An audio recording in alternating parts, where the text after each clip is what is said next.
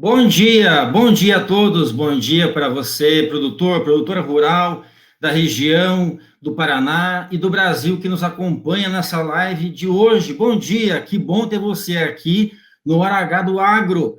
Eu quero falar para vocês um pouquinho como vai funcionar o dia de hoje. Essa live de hoje tem a parceria entre a Errara e o cliente Cooperativa Integrada.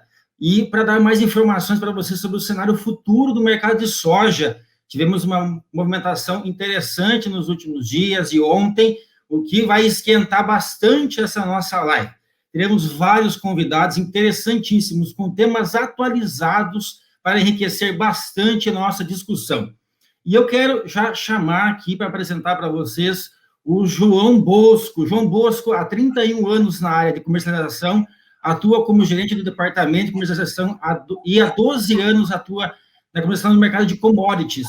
Hoje, ocupa o cargo do superintendente comercial da Integrada Cooperativa Agroindustrial. Ele é um dos nossos convidados especiais e chamo ele para dar as boas-vindas para vocês. Bom dia, João. Bom dia, Rendes. Bom dia a todos os parceiros da Errara, aos produtores rurais, aos nossos cooperados da Cooperativa Integrada. Realmente, em nome da cooperativa, quero agradecer a oportunidade que a Errara está nos dando, poder bater uma bola com um cara tão bom nessa área, que é o Carlos Cogo, né? E vai ser realmente um dia muito agradável, uma manhã agradável, uma hora agradável, que a gente possa compartilhar informação e tentar entender o dinamismo desse mercado que está cada vez mais maluco. Obrigado, João. Seja muito bem-vindo, João. Que bom que você está aqui conosco, integrado a um cliente importantíssimo da Errara de longos anos. Também quero chamar aqui, convidar para estar conosco hoje, Carlos Cogo, ele que é sócio-diretor da consultoria, que leva o seu nome, Cogo Inteligência em Agronegócio, atuando há muitos anos, né, em inteligência de mercados e agronegócio como consultor corporativo de várias empresas, palestrante e congressista, e nós temos a honra de estar com a Errara desde 92. Cogo, seja muito bem-vindo, bom dia. Bom dia, Angels, bom dia a todos, espero que vocês tenham uma boa live hoje, que a gente possa debater os assuntos aí de interesse de todos, né? Sem dúvida, Cogo. Também quero chamar para vocês quem vai estar interagindo com nossos convidados especiais, fazendo toda essa dinâmica ao longo da live, que é a Kellen Severo. Ela é jornalista especializada em economia e agronegócio, premiada por diversas vezes pelo trabalho que ela desenvolve nesta área, e ela quem vai conduzir esse bate-papo especial com todos eles. Kellen, muito bom dia. Bom dia, Rendes, bom dia a todos, uma satisfação enorme estar aqui com vocês, especialmente hoje para a gente tratar de mercado com esses convidados ilustres e com a nossa audiência, que eu espero que se mantenha super conectada conosco ao longo desta uma hora. Obrigado, Kellen, obrigado a todos vocês que estão conosco aqui hoje. A Hora H do Agro vai trazer várias informações inteiramente interessantes para você, e no dia de hoje o cenário futuro do mercado de soja. Roda para a nossa vinheta.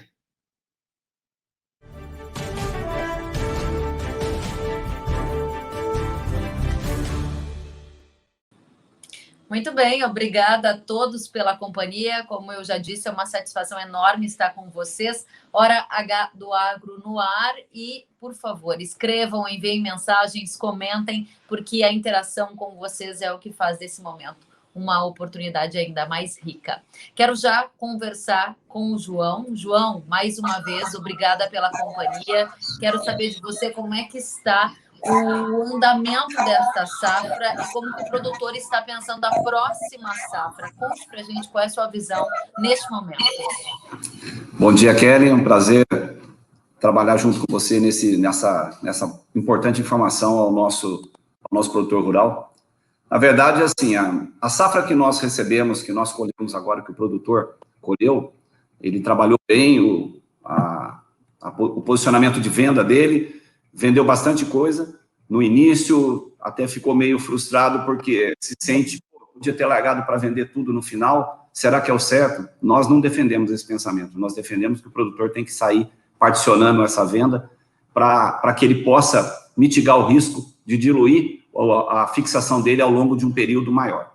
Diante disto, isso impacta na próxima safra, na 21-22. O número de de contratos feitos para o produtor, ele é muito baixo comparado a outras épocas. E isso nos preocupa. É lógico que quando você pega uma situação de ontem, um pregão com 25 pontos de alta, na madrugada mais 21, o produtor fala, não posso contratar porque vai subir mais, mas aonde vai esse mais? Então, hoje, foi muito oportuna a data dessa live, porque nós temos aí uma pessoa que estuda diuturnamente esse mercado, que é o Carlos Cogo, e eu respeito muito a opinião dele. Eu acho que a gente vai poder tabelar legal com os cooperados, com os produtores de outras regiões, e convido a todos os produtores que façam as suas perguntas no chat, que a gente possa ter uma live interagida bem legal, que a gente possa trazer mais informação para que facilite a tomada de decisão do produtor rural. João, você trouxe um primeiro ponto super relevante e acho que devemos dar um pouquinho mais de atenção a ele antes de eu passar a palavra para o Carlos Cogo. Você trouxe o cenário que a gente viveu agora na última temporada. Muitos produtores fixaram o negócio ao redor de 80 e depois a saca estava valendo 160 e ficou um gosto amargo na boca de muita gente. E essa experiência de curto prazo leva a uma dúvida. Será que eu faço negócios antecipados e será que, de novo, eu vou ver o mercado subindo e eu vou me sentir mal? Nesse ambiente que você traz aí, qual é que está a antecipação de negócios no Paraná? O que você tem visto como estratégia dos produtores diante desse mercado que está tão volátil, né? Muito boa pergunta. O produtor antecipou, até antes de iniciar a safra, 50% dos contratos dele. Quase 50%, 48%, 49% foi antecipado. Essa é a realidade nossa na safra 2021 da integrada. Desses 50%, que o seja, 30% disso daí é custo de produção. O produtor fez certo, ele travou o custo de produção dele e a conta fechou. A gente fala aqui que essa condição de travamento de custo de produção seja o seu pior negócio. Dali para frente, você quebra o retrovisor do carro e olha para frente, não dá para olhar para trás. Hoje, olhar o jornal de ontem é fácil. O produtor fez certo, travou, e ele tinha mais 50% para ir vendendo, que é o que está fazendo. E até não está fazendo totalmente. Evoluiu pouco a venda dele, depois da colheita até os dias atuais. Então, o produtor vai ter uma média muito boa. Agora, tentar mirar o olho da mosca branca para dar um tiro só, eu acho perigoso. E isso reflete hoje na realidade 21-22. Tem pouca coisa contratada e tem muita coisa comprada. O produtor já travou um percentual muito grande dos insumos dele, na ordem de 65% a 70% da próxima safra, e não se redeou. E se o mercado muda? Mas não vai mudar. Eu também não sei, nós não temos bola de cristal, o Cogo também não tem, e o produtor é soberano na decisão. A decisão é dele, mas eu, como profissional da área comercial, vivo o dia a dia, eu acho que a gente tem que proteger o nosso custo de produção, principalmente em se tratando que o produtor tem que dominar um item importantíssimo na atividade dele, que é saber quanto custa para plantar um hectare de soja. Muito bem. Alguns fundamentos e princípios importantes para esse início de conversa. O João, então, traz a informação número 1, é saber de cor e salteado qual é o custo da produção da lavoura. Segundo, gestão de risco, que é um tema-chave para esse bate-papo de hoje. E uma terceira informação rica que o João já nos trouxe. Muitos produtores já fecharam o pacote de insumos, mas não fecharam os grãos, ou seja, a operação não está com as duas pontas amarradas. Vamos voltar a conversar sobre isso, João, já, e eu peço para a nossa audiência, inclusive, nos enviar perguntas. João, já volto contigo. Vou, então, chamar o Carlos Cogo para entender qual é o cenário de mercado. Cogo, bom dia, seja muito bem-vindo. Eu começo já indo direto ao ponto com você, pegando carona no que o João nos trouxe e acrescentando uma outra informação. A soja atingiu $15 por bushel na Bolsa de Chicago, algo que não acontecia há pelo menos 7 anos. E à medida que se renovam altas, a insegurança de fazer negócios antecipados aumenta. O que vai acontecer com o mercado? A gente vai continuar vendo alta depois de alta? O que faz o produtor para comercializar, hein? Bom, primeiro, bom dia, né? Bom dia, Kelly, bom dia a todos que estão nos assistindo. É uma satisfação estar de novo com vocês aqui na Hora H da Errara. Exatamente nesse ponto, o produtor normalmente ele fica muito tenso, porque ao acordar, ver o pregão noturno de Chicago com os primeiros vencimentos da soja rompendo essa barreira dos $15 por bushel, e, claro, obviamente, a maioria acaba fazendo aquela aquela análise inicial de que o preço vai continuar subindo sem parar e que se ele fizer negócio agora vai fazer um mau negócio. Mas o João foi muito feliz na colocação inicial dele.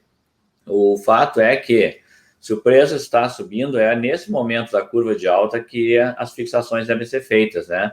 E já comparando situações, o João toca alguma coisa de 5% de vendas antecipadas fixadas para 2022, enquanto nós temos o caso do Mato Grosso, que está com 30%. A região norte de Mato Grosso, Keren, está com 39%, 40% da safra de soja de 2022 já fixada.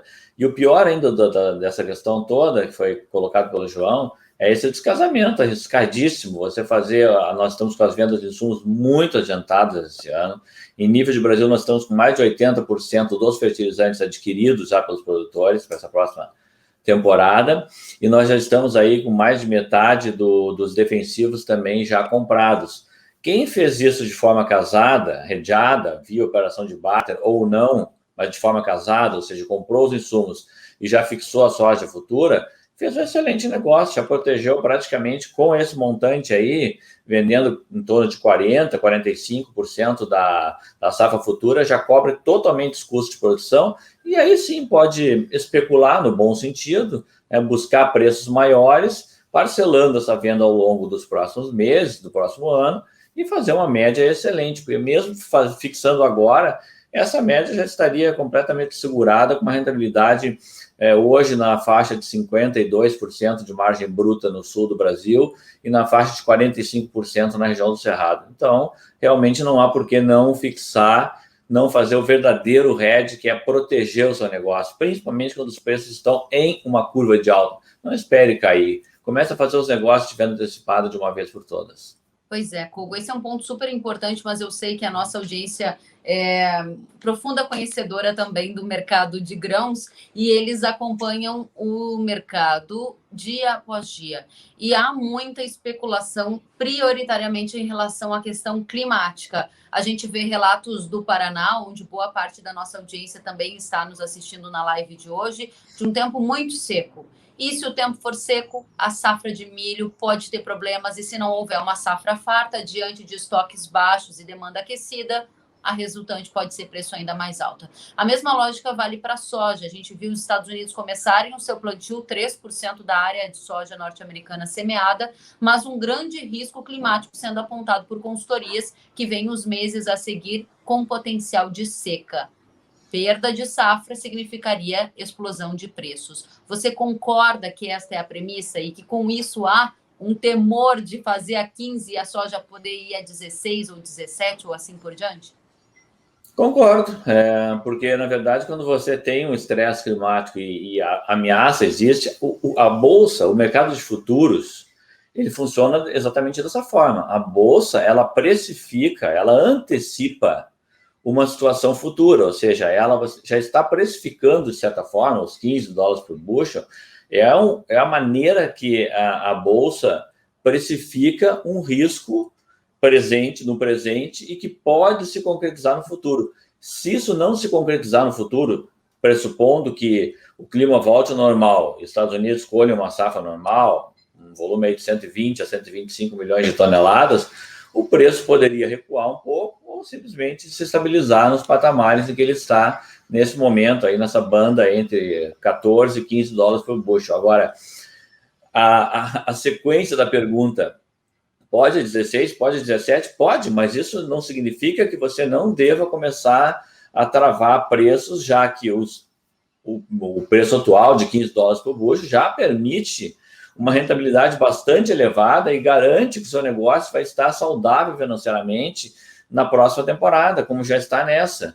E lembrando uma outra coisa importante ainda, que foi citado por nós dois, João e eu, nesses primeiros comentários, o ano passado realmente muitos se arrependeram e falaram que deveriam ter esperado, ter sido mais audaciosos, mas foi um ano diferente, um ano onde o primeiro semestre teve um patamar de preço mais baixo que o segundo teve uma explosão de preço e muita gente não conseguiu capturar esse ganho de preço, alta de preço. Esse ano está bem diferente, o dólar já entrou o ano no patamar elevado, segue no patamar elevado, as cotações futuras já entraram no patamar elevado, então nós já entramos com uma soja no sul, por exemplo, valendo R$170, e hoje deve fechar aí acima dos R$175 tranquilamente. Então, a gente já entra no patamar elevado e segue no patamar elevado. Então, vendas feitas daqui para frente, daqui nos meses seguintes, vão ser feitas a níveis de preços médios muito mais altos do que foram feitos no ano passado. Então, não deve haver arrependimento. Deve-se travar o preço, guardar o resto da sua safra, que vai ser reservada para venda futura, e depois ir negociando isso no mercado, dividindo, porcionando em lotes, para não ter que acertar a mira, porque é muito simples de resumir tudo isso. Para descobrir qual foi o maior preço do ano, só no dia seguinte. Muito bem, Carlos Cogo. Muito obrigada ao Cogo, ao João, por este início de live, já bastante quente, cheio de informações. Quero chamar o Rendes, porque eu sei que tem perguntas da audiência e perguntas que casam muito bem com o momento atual da discussão. Rendes, qual é a pergunta que você tem aí?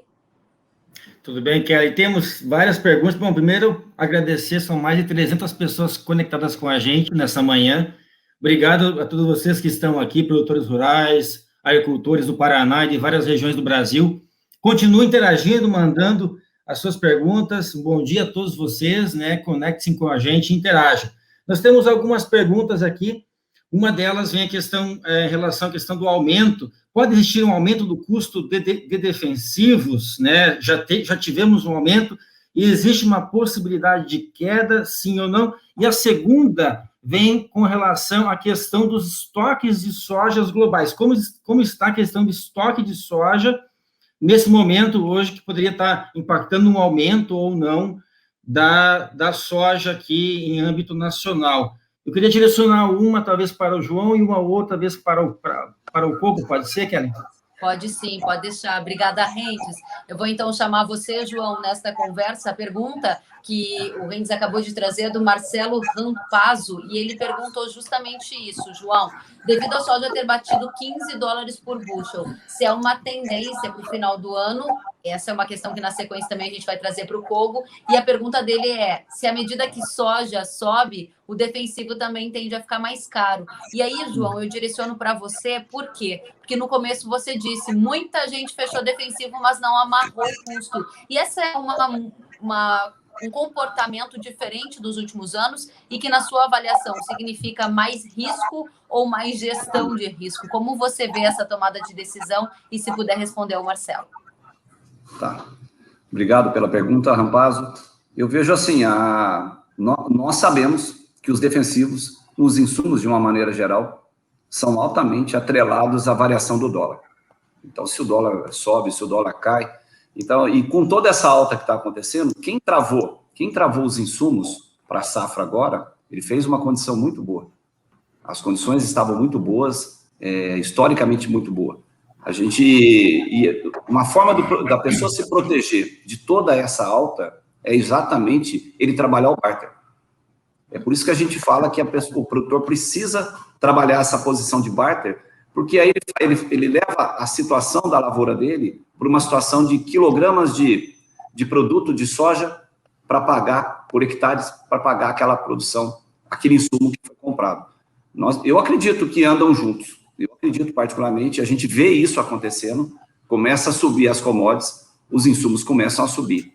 E é natural isso, porque até tem uma forte influência do dólar. As commodities acabam estando tão financiarizadas que não tem como escapar.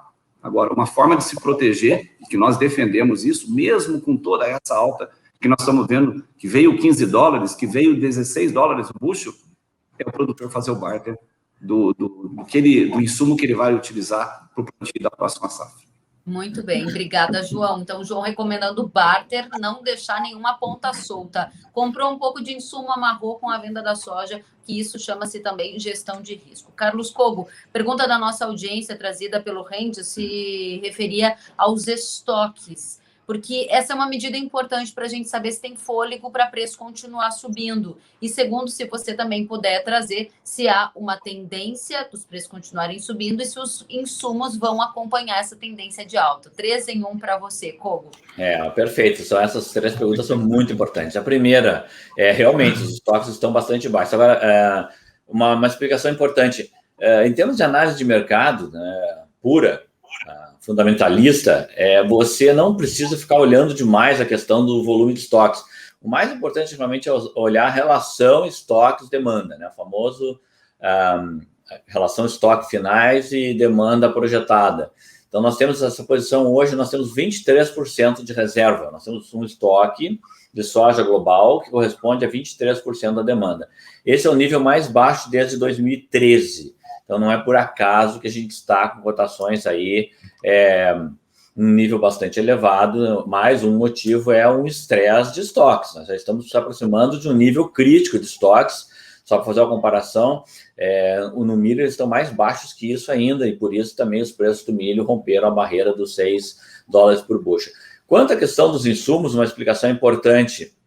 No ano passado, as companhias, tanto de fertilizantes como as indústrias de defensivos, elas entraram um ano com um dólar de 4,20, 4,40 e acabaram tendo dificuldades enormes, porque estavam compradas aí num câmbio, depois o câmbio acabou subindo, os produtores tiveram acesso a alguns produtos que estavam ainda em estoque, principalmente fertilizantes, e aí veio uma alta generalizada das commodities, veio uma recuperação do preço do petróleo. Petróleo Brent ontem fechou a $65 o barril, tinha chegado a $20 durante a pandemia.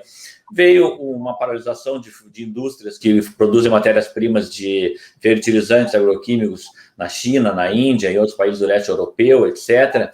Os Estados Unidos anteciparam muito a compra de insumos esse ano também, porque estavam com medo de que o governo Biden elevasse impostos de importação de alguns insumos e matérias-primas.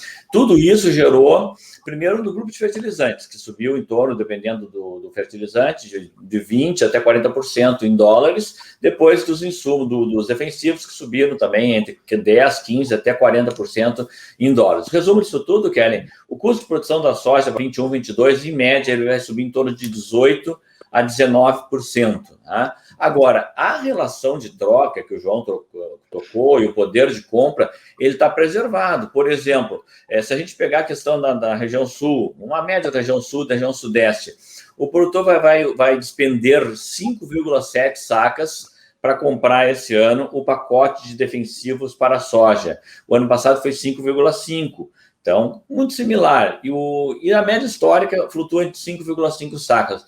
Ele está gastando um pouquinho mais, porque mesmo com a alta forte do preço do fertilizante, o poder de compra dele está bastante elevado, a relação de troca, em função do alto valor da soja. E para o pacote de fertilizantes, ele vai gastar em média 5,3 sacas por hectare, contra 4,8 sacas na temporada passada. E a média histórica flutua em torno de 5,1 a 5,6 sacas.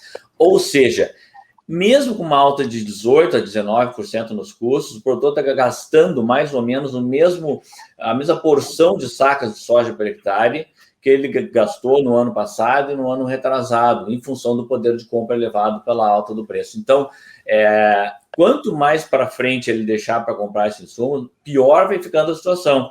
O dólar vai elevando, o preço das matérias-primas vai começando a ocorrer problemas de logística para entregar os insumos, e já existe, de fato, concreto, risco de que os insumos não cheguem a tempo para o plantio da próxima safra, para quem deixar para comprar muito em cima da hora. Isso ninguém quer passar por esse risco, né, Ricardo? Muito bem.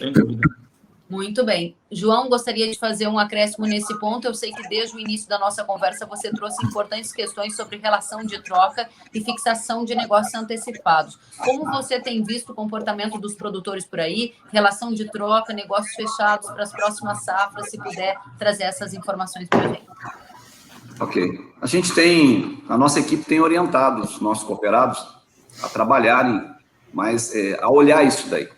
É que, assim, o clima nesse momento no Paraná, e não é só no Paraná, mas em especial falando do Paraná, não é bom. É um clima seco, foi implantada o milho safrinha, com a implantação desse milho, em algumas regiões choveu mais, outras choveu menos. Aqui no norte do Paraná e no oeste de São Paulo está bem crítica a situação do milho safrinha, precisando desesperadamente de chuva. Então, isso também cria um sentimento ruim no ar para o produtor. Eu até entendo. Vim desse mundo, eu sou filho de produtor, então eu até entendo que cria essa dificuldade. Agora, não dá para a gente ignorar que a gente não pode largar isso solto. Então, a nossa equipe sempre está oferecendo ao produtor e ele vem fazendo. em quantidades pequenas, vem fazendo a amarração, vem fazendo o travamento, mas ainda é muito pouco, né, perto do que tem para acontecer. E o Kogo levantou uma coisa muito importante, que é a questão da logística. A nossa equipe da logística aqui colocou abertamente que fertilizantes hoje, se você não se antecipar para trazê-lo para as nossas unidades ou para entregar diretamente aos nossos produtores, você pode ter o risco de não ter o produto na hora de plantar, na melhor janela de plantio. Nós sabemos que aqui no Brasil, para cada dia atrasado na janela de plantio, você acaba perdendo 3 sacas de soja, por exemplo, por alqueire. Existe um trabalho conduzido pela universidade que demonstra isso. Então, assim, não dá para perder essa janela de plantio, não dá para perder aquela chuva que veio ideal do pós-plantio, porque você, naquele momento, você não tinha um insumo. Então, a orientação nossa é o produtor já se antecipar nesses momentos e, principalmente, fazer o RED, fazer a amarração, para não ficar solto uma das pontas da comercialização dele. Ele já está fazendo tão bem a produção. Muito bem, João, muito bem colocado, porque, afinal de contas, estamos durante uma pandemia e o nível de incerteza é muito elevado, até porque as regras estão mudando a cada novo dia, ou seja, é um componente adicional comparativamente ao que víamos em outras safras, né? Então, há um momento especial para ser observada esta questão também logística colocada por você. Vou chamar o Rentes, porque eu sei que tem mais pergunta da audiência. Rentes, é com você. Obrigado, Kelly. Temos várias perguntas que estão chegando aqui. Basicamente, falam um pouco questão sobre falta de... Eu vou tentar sintetizar. Falta de ativo, custo de matéria-prima elevado. Tem uma que veio aqui do César Fávaro, ele pergunta, com a pandemia, esse mercado de insumos, fertilizantes, defensivos, há risco de falta? O César quem pergunta. Muito bem. Carlos Kogo, você gostaria de adicionar isso para a gente? Você já deu uma dica de que tem observado esse mercado. Há risco de faltar ou chegar atrasado, como o João colocou? Há risco, sim, porque a projeção é de que a normalização do fornecimento de matérias-primas em nível global deve ocorrer em torno do mês de setembro, entre setembro e outubro desse ano, numa hipótese aí sendo considerada cautelosa e razoável. Ou seja, não dá para esperar, porque nós temos muitas fábricas paralisadas. Temos que lembrar que a Índia, que é um grande produtor de matérias-primas, junto com a China, a Índia está passando pelo pior momento da pandemia, com o maior número de casos por dia hoje, depois do Brasil, com infecções aumentando nessas últimas semanas. Então, essas fábricas vão continuar paralisadas. E a regularização disso tem a ver com outra coisa, que é a questão do frete marítimo. O frete marítimo continua em patamares extremamente altos, então é uma combinação perversa. Frete marítimo em patamar alto e escassez de matéria-prima. Isso significa dificuldade de entrega. Hoje as matérias-primas vêm quase sempre dos mesmos locais, algumas China, outras Marrocos, outras Canadá. O frete marítimo está todo mundo acompanhando, né? Em 12 meses acumula uma alta em torno de 380%, tanto frete em contêineres como frete granilizado. Então, há sim o risco de falta e a cada dia que passa, esse risco só vai crescer para quem postergar uma compra de fertilizantes, principalmente. E para defensivos, vale o mesmo raciocínio. Muito bem, Carlos Kogo. Eu estava acompanhando aqui também perguntas da audiência em relação a preços. Eu vou aproveitar para fazer uma pergunta para você em relação a isto, que é a pergunta que diz o seguinte, com as informações aqui, o que deve fazer o preço cair? Com as informações, por exemplo, de plantio nos Estados Unidos, pode haver uma influência de queda no mercado interno? Esse é um ponto bem importante, gente, para nós tratarmos aqui. Afinal de contas, nós estamos falando de todos os fatores altistas. E existem esses fatores, e eles estão aqui colocados. Mas há também de se considerar que existem fatores baixistas, e é importante a gente ter consciência de quais são e cada um tomar a sua decisão de negócio. Carlos Kogo, quais são os fatores baixistas para preços de grão e qual é a estatística, a projeção que você faz deles se realizarem? E essa sim é a pergunta excelente, porque a gente fica aqui, todo mundo falando de alta de preço, o preço realmente está em alta, é um negócio espantoso, movimento rápido das commodities, a soja batendo 15 rápido, e aí fica um excesso de euforia e ninguém enxerga risco nenhum. Então vamos lá. Primeiro risco, pouco provável. uma queda do câmbio. O dólar, o real se desvalorizou 30% em 2020, mais 9% no acumulado de 2021. Então, hoje é uma das 3 moedas mais desvalorizadas do mundo em relação aos seus pares aí dos países emergentes. Então, esse é o risco número 1. Risco número 2, um recrudescimento aí, na questão da peste suína africana. Tá? Eu estou acompanhando muito de perto isso. Temos muitos clientes ligados ao setor de proteínas animais e hoje a China está enfrentando uma profusão aí, de vários surtos de peste suína africana em várias regiões do país, não só a China, mas todos os países ao redor, Laos, Tailândia, Vietnã, Filipinas, todo o leste europeu, uma parte da Europa. Ou seja, isso tudo pode afetar as margens de esmagamento das indústrias esmagadoras da China e também a demanda por farelo, com o governo chinês, inclusive, vindo à mídia durante essa semana e estimulando o país e aí as misturadoras de rações que utilizem mais trigo e diminuam o uso de milho e de farelo de soja nas rações em função das margens afetadas, a dificuldade de recompor os rebanhos, já está se revisando a projeção de rebanhos de suínos que estavam em recuperação, já vai diminuir a taxa de recuperação esse ano, depois de toda a perda acontecida em 18 e 19, então a peste suína africana é um risco presente que pode afetar a questão de consumo de carnes, consumo de rações e, consequentemente, o consumo de farelo. Então, já falamos de 2 riscos aqui que estão aí, um pouco menos provável, o outro é um que já está ocorrendo.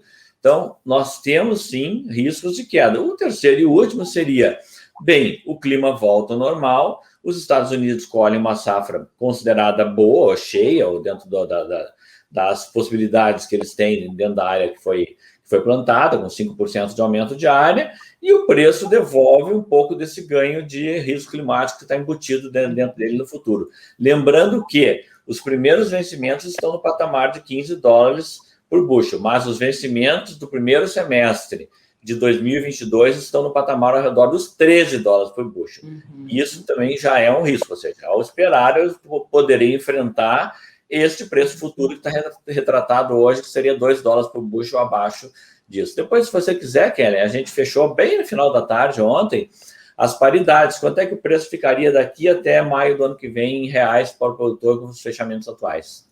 Não é só eu que quero saber esse preço, tenho certeza que a audiência também quer, então vou deixar você pegar esses preços, vou passar a bola aqui para o João e na sequência você já traz, porque a gente gosta assim de informação quente e na hora certa. João, conta para a gente, diante de tudo isso que nós temos ouvido aqui, a pergunta que fica é, como eu sei que eu estou fazendo um bom negócio? Se eu estou vendendo a minha soja a 145, a 175, mas ela pode ir a 200, ela não pode. Qual é a métrica que você acha que deve ser usada para a gente se sentir confortável com a decisão tomada? Como eu sei que eu estou fazendo um bom negócio diante da minha preocupação com a lavoura seca, que eu estou olhando aí no Paraná, e ao mesmo tempo eu vejo os preços subindo, aí tem essa euforia, mas tem muito risco. Como se colocar numa situação mais confortável, João? Vamos lá. Até pegando um gancho na forma que o Pogo falou, na minha opinião, número 1, primeira soja que o produtor vende, para quê? É para travar custo de produção. E ele tem histórico disso. Ele sabe quanto custou o custo de produção da safra 2021, 19-20, 18-19. Ele tem essa informação. Quando ele olha para quantas sacas de soja, quantas sacas de milho ele precisou para plantar 1 hectare daquela lavoura. Feito isso, se aquela margem, se ele vendeu, travou e conseguiu aí buscar, logicamente, oferir resultado, o lucro dele ali, tá ótimo. Mas quem não vendeu, João Bosco, vendeu depois e conseguiu vender melhor, conseguiu buscar um resultado melhor. Mas eu acho que aí foi uma questão de risco total, de exposição muito grande. Então, acho que o custo de produção é o primeiro ponto na vida do produtor que a gente sempre orienta na cooperativa. Então, conforme o Hugo está falando, particionado. Divide o lote e vende ao longo do período, e não tenta acertar tudo de uma só vez. Muito bem, João, muito bem. Então, a gente tem essas informações já quentinhas. Renges, vou deixar você trazer mais participações e, na sequência, o Kogo traz a informação prometida. Obrigado, Kellen. Pessoal, eu queria só complementar uma informação que veio algumas perguntas perguntando em relação à questão da falta de insumos, né? Problemas de alta e falta de insumos. Eu tenho informações quentinhas aí dos últimos dias em relação à questão do custo, né? O aumento que nós tivemos. Eu vou trazer um pouquinho para vocês aqui. Glifosato, né? Molécula amplamente usada no Brasil. Subiu 31% em 5 meses, né?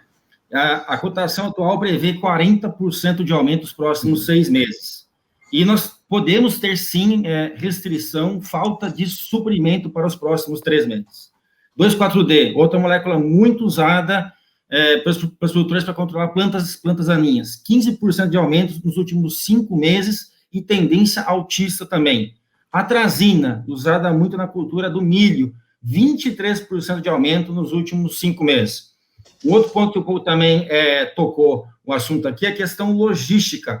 Para a indústria trazer um container da China, custava aproximadamente $1.200. Hoje passa de $10.000 para se trazer um container hoje da China.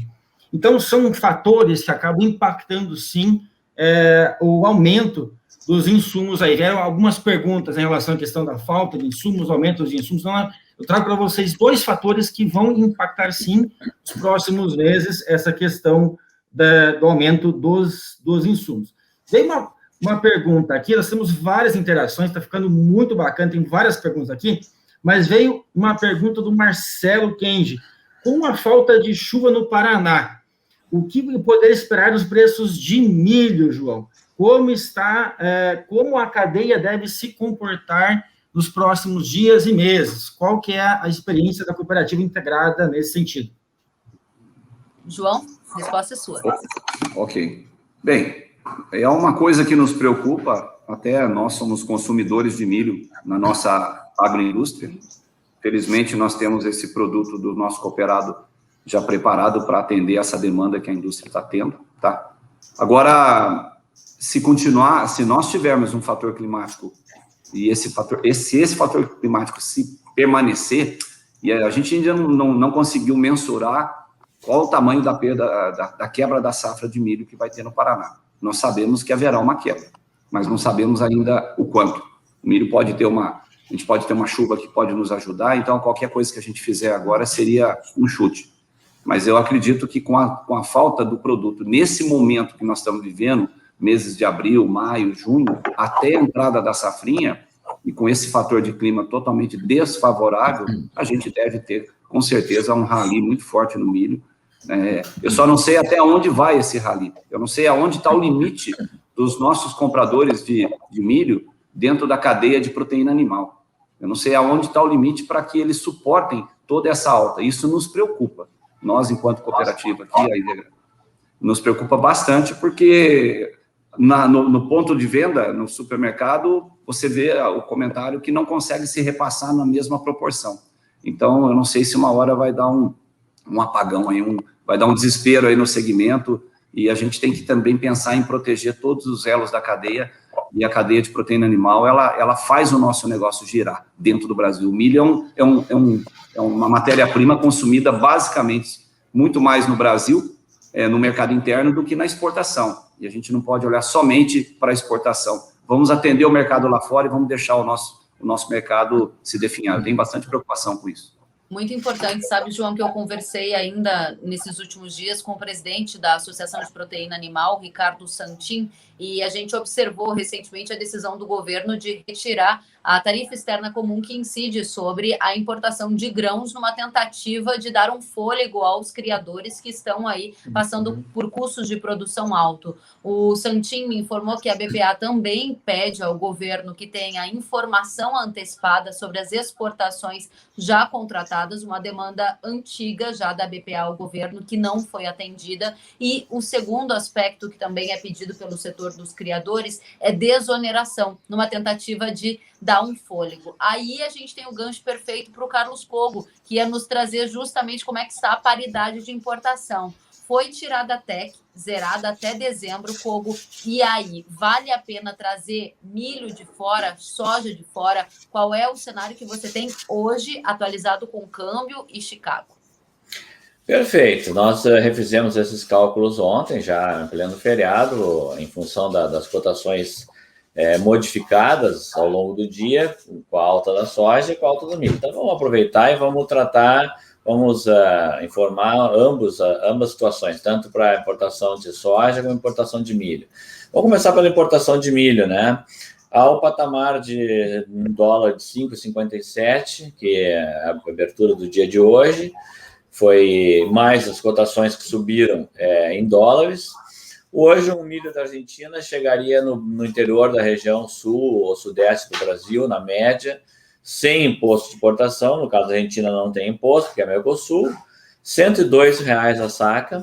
E no caso do milho dos Estados Unidos, R$ 115,20. Ou seja, nós já, nesse sentido, a gente já informa e mostra para o vendedor que ele ainda tem espaço de alta à frente até encostar na paridade de importação. E também pode ultrapassar a paridade de importação, porque geralmente o agente de mercado, a trading, ou o consumidor final, ele não costuma buscar um milho importado a um valor muito similar ao produto nacional. Só quando ele está um pouco acima ou mais acima para fazer isso. Só para também aproveitar o momento, no caso da soja, a coisa explodiu, né? Hoje uma soja da Argentina chegaria no Brasil a R$ 201,00 a saca, e uma soja dos Estados Unidos a R$ 218,10 a saca, fazendo essa composição que a gente havia prometido, tá?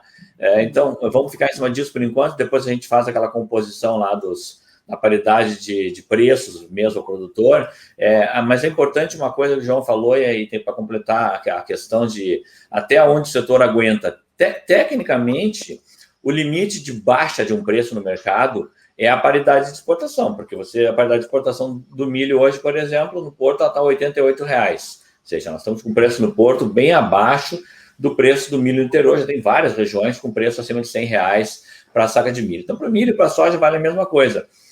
A paridade de exportação é o seu piso de baixo, e a paridade de importação é o seu teto para a alta do preço, teoricamente. Não quer dizer que você não possa ultrapassar esse teto. Então, esse limite ele já está num patamar tão alto que dificilmente os setores de consumo, principalmente pensando em avicultura, de corte, de postura, o setor de leite, setor de terminação de bovinos, ele conseguiria assimilar um custo desse. Vamos incluir a suinicultura também, que embora esteja exportando em volumes muito bons e a preços muito altos, também todos eles já estão trabalhando ou na linha de preço igual ao custo ou com o preço abaixo do custo. Então, não há mais capacidade de repasse, não há mais como incorporar novos preços de farelo e de milho, e também do lado do vendedor, da indústria frigorífica, não tem mais como repassar alta do atacado para o varejo, para o consumidor, que está todo mundo sabendo, né? Ajuda emergencial menor esse ano, 14,1 milhões de desempregados, aí vai ter um mercado interno totalmente deprimido, sem poder de compra, não tem mais como repassar. O João tocou numa coisa importante, no caso do milho, 30% para exportação e 70% para o mercado interno, ao contrário da soja. Muito obrigada, Carlos Kogo. Perguntas da audiência não param de chegar. Eu estou sabendo que tem mais questões por aí, Rentes. Tem sim, Kelly. Tem várias interações. Bom, primeiro, obrigado a todos vocês que nos acompanham na live. Mande as suas perguntas. Quero mandar um abraço para o Marcelo, Fábio, César, Denise, várias pessoas que nos acompanham aqui. A Denise traz uma pergunta interessante, né? Como está a recomposição dos estoques da China após a vacina? A China indo para o mercado, a compra de óleo bruto, qual a perspectiva de impacto deste mercado? Carlos Kogo. É para mim? Ah, tá. Então tá. Beleza? Então tá. Bom, a China, na verdade, quando ela começou a fazer esses volumes grandes de compras, não são de soja, de milho e também de trigo. São os 3 grãos que ela vem comprando ativamente desde o ano passado e já entraram esse ano de forma acelerada. Isso, evidentemente, está ligado a uma queda dos estoques estratégicos dentro da China, coisa que todo mundo sabe que é uma caixa preta, né? Porque o governo chinês propositalmente procura não divulgar abertamente seus estoques, mas os movimentos que as trades chinesas fazem permitem transparecer para todos o que eles estão realmente com estoques muito baixos, né? E quanto à questão que foi tocado de preço de óleo e de farelo, nós temos situações um pouquinho distintas no mundo hoje. Nós estamos com os preços do óleo muito mais com pressão de alta do que o próprio preço do farelo. O preço do farelo está menos pressionado, até em função da questão que foi colocada, da peste suína africana, da dificuldade de recompor os rebanhos de suínos, que afetou até o consumo per capita de carnes na China. E do lado do óleo, nós temos uma pressão de alta violenta, porque nós temos com baixos estoques e altos preços do óleo de palma, que é o grande vetor do mercado global de óleos vegetais. Então, com o preço do óleo de palma nos mais altos índices desde 2014 também, o óleo de soja acompanha isso. Hoje está um pouco descolado esses dois coprodutos. O óleo está subindo com muito mais força do que o preço do farelo. Porém, com a alta da soja em grão, o que a gente vai esperar daqui para frente é que haja também uma alta paralela do óleo de soja e do farelo de soja, tanto no mercado internacional quanto no mercado interno. Muito bem, Carlos Cogo. João, gostaria de ouvir você também sobre todos esses pontos que foram colocados aqui, e me chamou bastante a atenção que desde o início você apontou algumas estratégias que estão sendo adotadas pelos produtores, e eu gostaria de saber, diante da sua experiência de longa data na comercialização, no acompanhamento dessas negociações, qual é o erro clássico que você percebe e que pode estar sendo repetido na atual temporada, na gestão de todos esses cenários, com um adicional, que é a velocidade da mudança, que tudo muda toda hora, a gente sabe, só que está mudando muito rapidamente. Diante disso, qual é o erro clássico que a gente deve ficar atento? Bem, nós estamos vivendo uma situação no segmento de commodities agrícolas muito diferenciada. A baixa oferta de uma maneira geral de quase todas as commodities, mas, paralelo a isso, uma situação de pandemia globalizada. E isso impactou bastante no preço desses produtos, o que leva o produtor, às vezes, a achar que aquele negócio que ele fez ontem foi o pior negócio da vida dele, ou não foi o melhor negócio. Então, a gente tem que tomar cuidado para não ficar... tem que dar uma revisitada no passado e ver algumas coisas que aconteceram, e para a gente não errar novamente agora. O produtor está sendo muito... está indo muito bem na produção e na comercialização. Eu acredito que a gente não pode arriscar tanto. Eu acho que a gente está muito cauteloso com relação... O produtor está sonhando com números muito mágicos, que demonstram que possam vir, mas até chegar nesse número, vamos trabalhar fazendo travamentos, vamos trabalhar fazendo opções de proteção dentro do... Eu bato o tempo todo, estou batendo nessa tecla, porque eu já vi produtor que tinha uma condição de sanear uma conta dentro da empresa, da cooperativa, porque ele tinha aqueles volumes suficientes para aquilo, e ele foi esperando o preço subir, não subiu, e aquele mesmo volume que daria para ele pagar uma conta em uma época, ele precisou acrescentar mais tantos % de soja para poder pagar essa conta. Então, a gente vê históricos aqui bem grandes. Então, eu acredito que essa palestra do Cogo, essa colocação dessa live é bem esclarecedora, e a gente não quer induzir ninguém a fazer o que nós estamos falando, mas nós estamos recomendando que o produtor vá particionando a sua venda, vai trabalhando os seus travamentos, que não fique, às vezes, sonhando com o número mágico. Eu quero sonhar com milho a R$100, eu quero sonhar com a soja a R$200. Tudo pode demonstrar que vai chegar, mas o produto sobe tijolinho a tijolinho, e quando cai o mercado, cai parede inteira. Uhum. Muito bem. João, uma última pergunta que eu gostaria de fazer para você, que quando o tema é bom e é dinâmico, a gente tem uma conversa que passa muito rápido. Algo que eu tenho observado na mudança de comportamento por parte do produtor, especialmente na pandemia, a velocidade com que os preços subiram, com que os cenários mudaram, com que o dólar escalou e com a agilidade na tomada de decisão. Acompanho quase toda semana, por exemplo, dados de compra antecipada de insumos para 2022, semente de milho para 2022, negócios fechados para soja. Mato Grosso tem gente já negociando 2 safras à frente. Tudo isso faz parte de um momento em que a agilidade é uma palavra e tem muita gente fazendo essa gestão. O que você tem visto aí? Preocupação com o tempo seco na temporada atual do milho, mas já tem negócio saindo para 2022 ou ainda não? Ainda não, são poucos. O milho precisa do ânimo da safra. Não são, os negócios de 2022 já eram para estar pegando corpo, safrinha 22, safra trigo e tudo mais. Mas ainda com esse clima que nós estamos vivendo aqui no Paraná, o momento não é de... O produtor não tá otimista e não está receptivo. E até eu entendo a situação. Não é fácil você passar numa lavoura e olhar que o milho se definhando, dependendo de uma mudança no clima. Nós temos uma previsão de chuva aí simples, modesta, mas tem para sábado e domingo. Oxalá Deus nos abençoe com essa previsão de chuva para trazer o campo de novo. Mas o produtor tem uma capacidade de se recuperar impressionante. Do mesmo jeito que ele está abatido, mas ele não cai. A hora que vem, ele olha a lavoura e a lavoura começa a pegar corpo, o otimismo volta, e é uma marca registrada, acho que do produtor rural tem que ser um otimista nato, senão não tem vocação, é um sacerdócio encarar uma profissão como essa, tão nobre como produtor rural. Muito bem. Vou aproveitar, Rendes, fazer só mais uma pergunta para o Kogo e eu trago você com mais participações já, porque essa é uma questão também importante, Kogo. A gente está olhando o negócio da temporada atual, mas no agro tudo muito antecipado, já está sendo feito 2022, tem gente pensando em 2023. Afinal de contas, muito se diz que o cenário atual é uma anomalia. E também ouvi de produtores reclamarem, entre aspas, que eles já perderam a referência. Se a soja custava 80 e agora custa 150, será que eu estou fazendo um bom negócio? Será que eu não estou fazendo? Pergunta-chave é, como é que estão os negócios para 2022? Falando de milho, falando de soja, o que você vê em cenário neste momento? Vou começar reforçando uma coisa que o João comentou. É muito importante o que ele falou. O grande erro, o erro crasso e o erro fatal é não fazer hedge. O produtor que não se faz hedge, não se protege adequadamente, ele vai levar ao nível de risco. Vamos trazer um número preciso para defender isso. Já projetando custo para 21, 22, falamos em 18%, o custo na região sul-sudeste está indo hoje para a casa da soja por hectare de R$ 4.800 por hectare.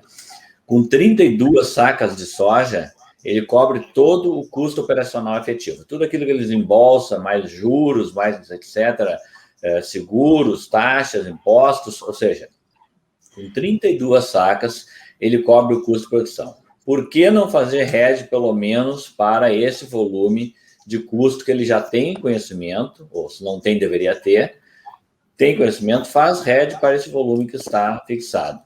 Como foi comentado, milho, mais adiantado, região centro-oeste, 22.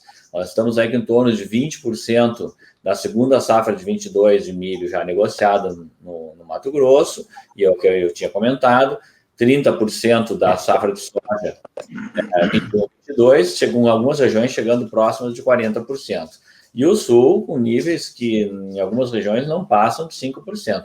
É muito arriscado fazer isso, e quem está fazendo fixações antecipadas 22 e até mesmo 2023, só para fazer um parênteses, contrato 2023 de soja está rodando 23, 24, ao redor de $11 por bushel, ainda é um preço para o nível de Brasil, com este câmbio e com o câmbio futuro, muito convidativo para fazer venda antecipada. Então, é um produtor que está fazendo isso, um produtor arrojado, agressivo, visionário, que tem uma posição não conservadora, uma posição dinâmica, atrevida, e não ao contrário, não é um covarde, ele é um corajoso, porque ele está fazendo o movimento certo e não esperando para tomar nenhum susto ou alguma situação inesperada aí. E aí, galera, ficamos devendo, então vamos falar aqui, né, a composição de região sul.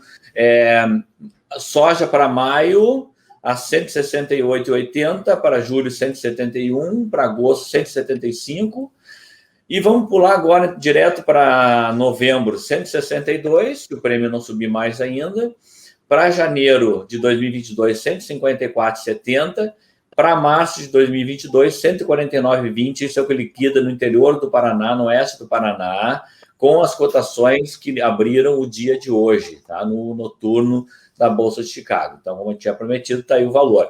Você veja que os preços lá adiante, eles já sinalizam patamares mais baixos. Mas é claro que isso é mercado futuro, se movimenta a cada dia, como você comentou, e aí gera toda essa segurança. O que tem que olhar? Bem, lá na frente, olhando, R$ 149,00 por saca é um preço bom, é um preço ótimo, é um preço que cobre bem o meu custo. Esse 149 cobre todo o custo de produção e ainda sobra mais ou menos 28 a 29 sacas para o produtor decidir o que ele vai fazer depois. Por que não se proteger? Muito bem, Carlos Kogo. Olha, a gente está aqui com uma conversa afiada. Rendes, é com você. Obrigado, Kellen. Essa era uma pergunta, inclusive, Kellen, que era a pergunta do Marcelo. O Kogo já respondeu, né? Que era, olhando para os estoques americanos, plantio travado em função do clima e consumo, o uso do óleo vegetal, o que projetar para o preço, né? 21, spot. Então, o Kogo já trouxe essa resposta para nós. Tiveram várias interações, eu senti uma preocupação do público, cara, em relação à questão da cadeia de suínos e aves, tá? Então, vieram várias interações nesse sentido. Eu vou tentar agrupar aqui 3 ou 4 perguntas em uma delas, tá? A redução do alojamento de suínos e aves poderia impactar na demanda de soja e milho, médio prazo, né, invertendo a escala de preço das commodities, e fazendo um paralelo com esses preços de soja e milho ainda viabilizam a avicultura e a suinocultura? Vou responder para nós. É para mim? Por favor. Então tá, vamos lá. Não, esses preços de soja e milho, nós temos uma alta acumulada de custo na suinocultura e na avicultura em torno de 56% em reais nos últimos 12 meses. O problema é que o item alimentação, ou seja, rações, ele pesa 70%, 75% no custo de produção de um quilo vivo de suíno ou de um quilo vivo de frango. E esse custo, esse item alimentação, ele acumula uma alta de 162% nos últimos 12 meses. O setor não suporta mais isso, e só vamos separar a pergunta em dois, porque são duas cadeias distintas. A suinocultura está exportando em volumes muito maiores, muito mais crescentes do que a avicultura. A avicultura não está conseguindo avançar a exportação, a suinocultura está. Então, ela consegue fazer um bom balanceio entre o volume de exportação e o volume vendido no mercado interno para fazer uma composição de preço que ainda mantém um certo equilíbrio de preço e custo. Já a avicultura está numa situação muito pior, onde você tem 80% destinado para o mercado interno, as exportações não estão crescendo, desde o ano passado não cresceram praticamente, foi 0%. Então, esse setor está sofrendo muito mais, e essa redução de alojamento na suinocultura não vai acontecer nesse momento, enquanto a China estiver importando volumes maciços de carne suína do Brasil. Na avicultura, essa tentativa já está sendo feita por cooperativas, por integrações, de reduzir o nível de alojamento. Resposta: se isso vai impactar negativamente no valor do farelo e da soja, não vai. Não é suficiente para reduzir o valor da soja e do farelo no mercado interno.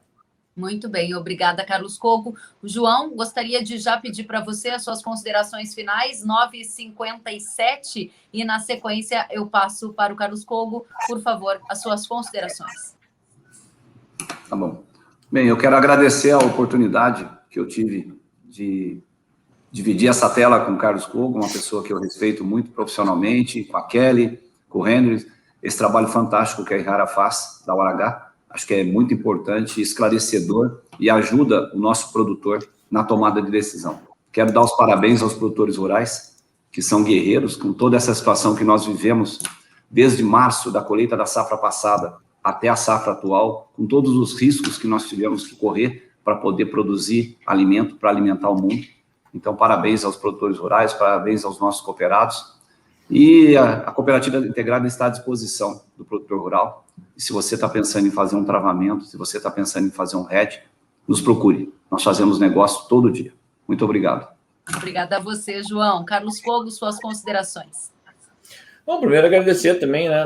Também agradecer ao João aí, que é o nosso anfitrião, a Errara, que patrocina essa bela oportunidade para os produtores ficarem informados de forma correta, de forma isenta, né? Esse belo trabalho que a Integrada está fazendo, que a gente acompanha, e hoje as cooperativas do Paraná são um exemplo do setor cooperativo brasileiro, são hoje um marco na história do país em termos cooperativos. Então, o produtor está bem protegido, né? Tem as empresas que prestam informações, tem as cooperativas hoje fortalecidas aqui no Brasil, especialmente nessa região que nós estamos hoje sendo aí, servindo nossa casa aí, que é Integrada, uma bela cooperativa.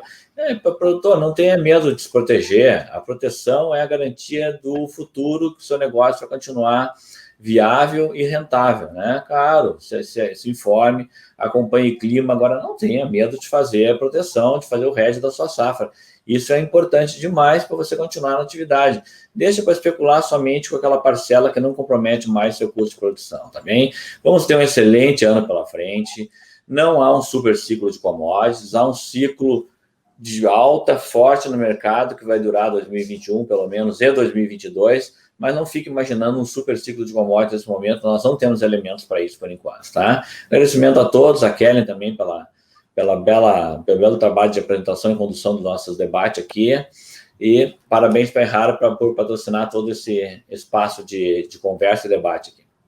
Muito obrigada, João, obrigada, Carlos Cogo, também agradeço a oportunidade de aprender tanto com vocês, obrigada à audiência que participou incansavelmente, trazendo excelentes colocações. A Hora H do Agro fica por aqui, eu volto com você, Rendes, uma ótima quinta-feira e até a próxima.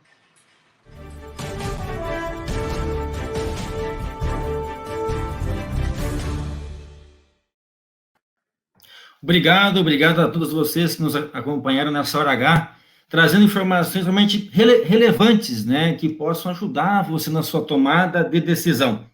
Muito falamos hoje sobre os cenários futuros, né, de soja, de milho, e realmente a preocupação que o produtor tem que ter em fazer o travamento, assegurar, fazer seu barter, seu hedge, né, estar atento às movimentações. O mercado é bastante dinâmico e temos que estar muito atentos, né? Sempre que tiver alguma dúvida, algum ponto, procure a Errara, procure a Cooperativa Integrada, que foi parceiro nosso nessa live de hoje. Muito obrigado, João, muito obrigado à Cooperativa Integrada. Obrigado, Carlos Cogo, enriquecendo demais o conteúdo, com informações atualizadíssimas desta madrugada. E, Kellen, é claro, obrigado você, Kellen, também, por estar mediando toda essa nossa discussão nesta hora. O Hora H, pessoal, segue firme nas nossas redes sociais, no Circuito Errara Digital. Acompanhe a gente e nós vamos trazer, sem dúvida alguma, novas informações nessa semana, na semana seguinte. Siga a Errara aí e acompanhe o Hora H do Agro. Obrigado a todos, uma excelente quinta-feira e uma ótima safra.